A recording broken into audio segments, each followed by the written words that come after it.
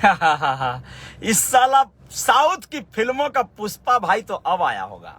हम तो असली ऐसे ऐसे तुर्रमों को देखे हैं जो बहुत पहले से मूंछों पर ताव देकर आंखों पर तैस भरकर कहते थे, ओए मैं झुकेगा नहीं साला, चाहे जो भी हो जाए।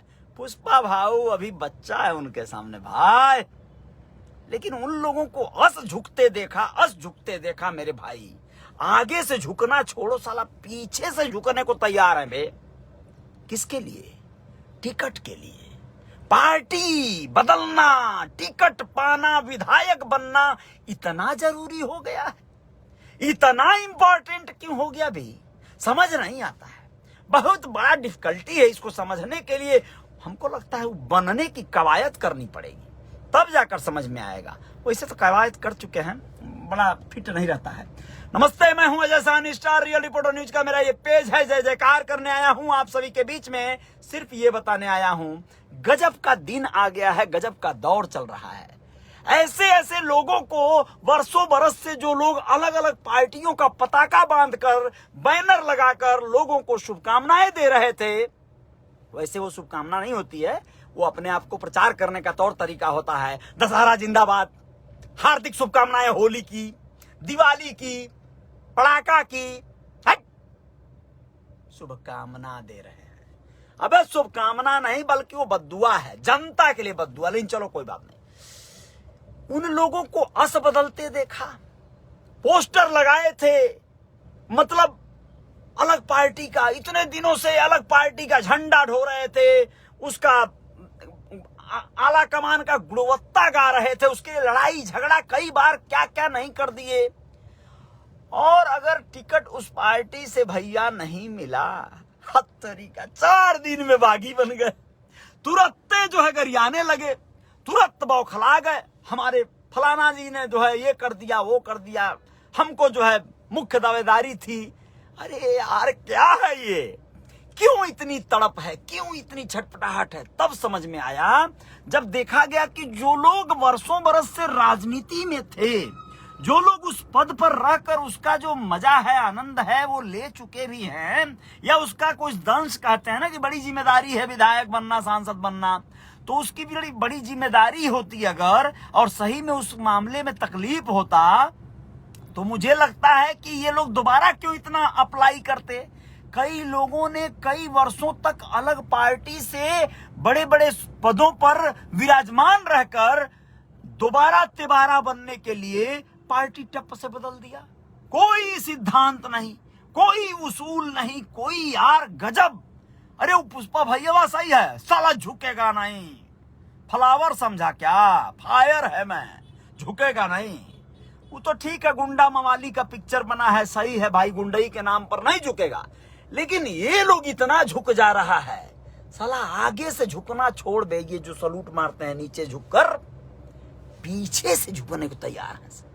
क्या जमाना आ गया है? ऐसी राजनीति देखा है आपने? एक पानी, एक सिद्धांत कहीं बचा ही नहीं। एक मुद्दा हो, एक नेता हो, एक आला कमान हो, एक पार्टी हो, एक उसकी नीति हो, एक रणनीति हो, जनता के विकास का जज्बा हो, जनता के सिर्फ हित का जो है कार्य करना हो ना।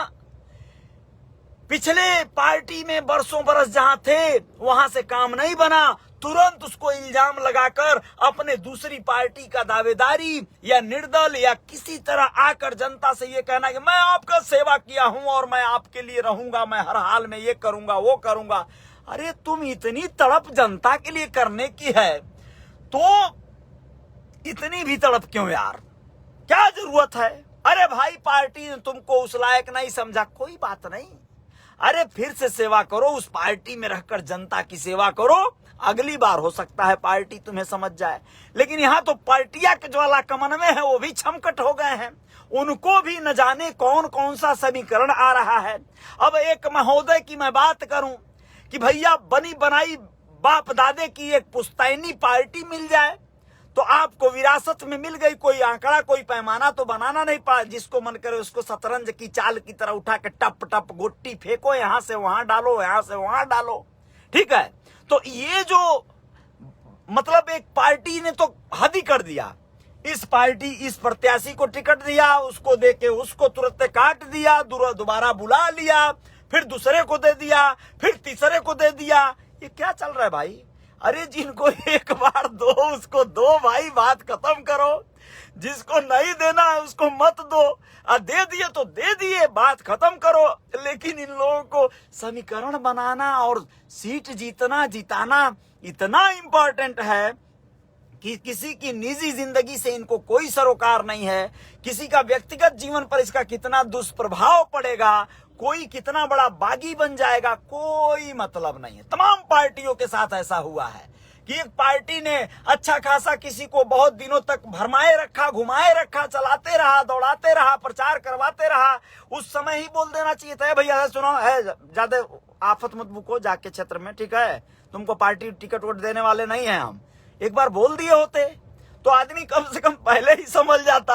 अब लास्ट तक रगड़ते रहो, रगड़ते रहो, रगड़ के पूरा धुर्रा छुड़ा दो, और उसके बाद अचानक से बोल दो भक्त तुमको टिकट थोड़ी देंगे, हम तो तिलंगी को देने वाले हैं। बुर्बक साले, काहे का आला कमान बे हैं? आला कमान भी है सब, तो ऐसे ऐसे कमान चला रहे। भैया पब्लिक जनता जी, आप लोगों से निवेदन करता हूं, नेताओं और आला कमानों के चक्कर में अपना सरफड़ौल मत करिएगा आप लोग। इन न जाने कब गणित बैठा के दोनों मिल जाएं, यानी जिससे आप दुश्मनी किए हो इसके लिए वो न जाने कब उसी का हो जाए और आप बकलोल दुल्हा की तरह भुकुर भुकुर ताकते रहें, आपका कुटौल हो जाए बाद में। जनता जी को तो बाद में मैं आगाह कर ही दूंगा, ये पक्का है भैया। चुनाव में आप लोग जिन नेता के साथ अगर घूम रहे हो, कल को अगर कहीं हो न हो, वो दोनों सट गए, सट देना फेविकोल लगाकर, और आपका हालत क्या होगा आप बूझ लो। आपने तो उसके लिए उससे खूब लड़ाई कर लिया, ये हमारे साथ बहुत भयंकर हो चुका है। तो भैया आप लोग बहुत सजग रही हो, इस तरह का जो है आनंद लेते रहिए। लोग जिनके साथ रहिए रहिए जम के, हम नहीं रोक रहा हूं, लेकिन बस इतना बूझ लीजिएगा कि जम के तो रहिएगा, लेकिन वो कब आपका साथ छमद छोड़ देगा और चमद जाकर कहीं और चटक जाएगा। अगर आप जैसे मान लो कि कांग्रेसी हो और कांग्रेसी किसी विदेशी से मिल गया, वैसे तो ऐसा होगा नहीं, मैंने स्वदेशी किसी दूसरी से, यार जो भी है, तो फिर आपका क्या होगा समझ सकते। तो भैया आप लोग अपना ध्यान रखना। वोटरों को लुभाने का कोई पैतरा कोई प्रत्याशी छोड़ नहीं रहा है। विधायक बनना मुख्य सिद्धांत है। इतना मलाई है विधायक बनने में कि साला पार्टी टप से छोड़ के दूसरी पार्टी, गजब की बात है यार। सिद्धांत होना चाहिए, मेरा मानना ऐसा है, उसूल होना चाहिए, एक पानी पर होना चाहिए, नेता वही असली हो सकता है। और अपने से ज्यादा प्राथमिकता वह जब जनता को देगा, जनता के हित का देगा, तब जाकर कुछ भला हो पाएगा। ऐसा नहीं करेगा तो फिर नेता नहीं है भाई, वो फिर तो वो अपना कैरियर बनाने के लिए आया हुआ व्यक्ति है। वो अपने आप को उस जगह पहुंचाएगा, मरचा मलाई बुकौटी खाएगा, मजे सजी काटेगा और अपना जो है जय जयकार करवा के चला जाएगा। इसी पर एक कविता आ रही है हमारी, आप लोग उसे जरूर जो है सुन लीजिएगा। YouTube पर लय म्यूजिक एंड मूवीज वाला मेरा जो चैनल है, उसी पर वो कविता मिल जाएगी। बहुत अच्छा लिखा है देवेंद्र कश्यप निडर ने, जो सीतापुर के एक बड़े अच्छे ऑथर हैं, बड़े अच्छे कवि हैं। उनकी लिखी हुई कविता को गीत बनाकर हमने गाया है।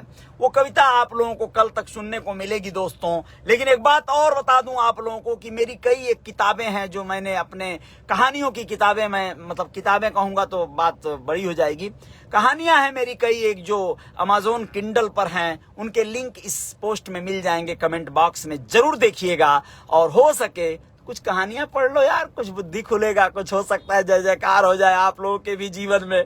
तो बहुत बहुत शुक्रिया, बहुत बहुत धन्यवाद। जयकार में सवार होता हूं तो ऊर्जा से पूरा भरपूर एकदम संचलित हो जाता हूं और आप लोगों के लिए कुछ न कुछ खास लेकर आने का प्रयास करता हूं। जय जयकार जारी रहेगी।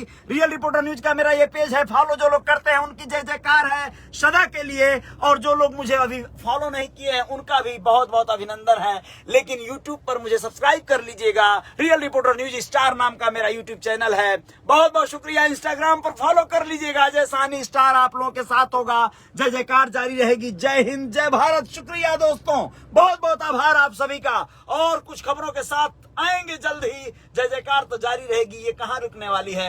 आप लोग अपना ख्याल रखिएगा, नेताओं का चयन कीजिएगा, लेकिन असली नेता जो होगा उसका चयन कीजिएगा, रियल नेता जो होगा उसका चयन कीजिएगा। जो बदतमीज होगा, जो आपके साथ कड़वा व्यवहार कर रहा होगा, जो आपके साथ सटीक तरीके से आपके काम नहीं आ रहा होगा, उसका बहिष्कार कीजिएगा, तभी जीवन में जय जयकार होगी, अन्यथा जय जयकार नहीं होगी। बहुत बहुत शुक्रिया, बहुत बहुत धन्यवाद।